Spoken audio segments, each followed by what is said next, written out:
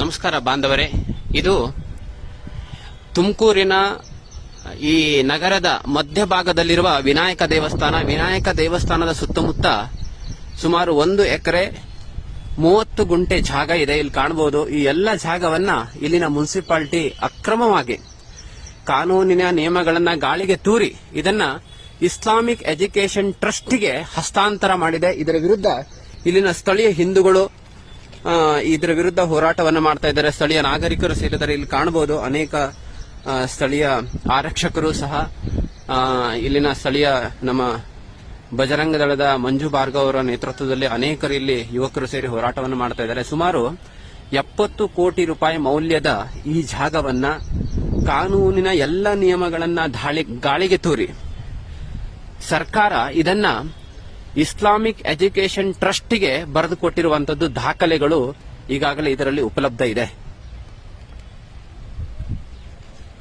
ಈಗಾಗಲೇ ಇಲ್ಲಿ ಅನೇಕ ಸ್ಥಳೀಯ ಹಿಂದೂಗಳು ಮತ್ತು ಪೊಲೀಸರು, ಆರಕ್ಷಕರು ಎಲ್ಲರೂ ಸೇರಿದ್ದಾರೆ.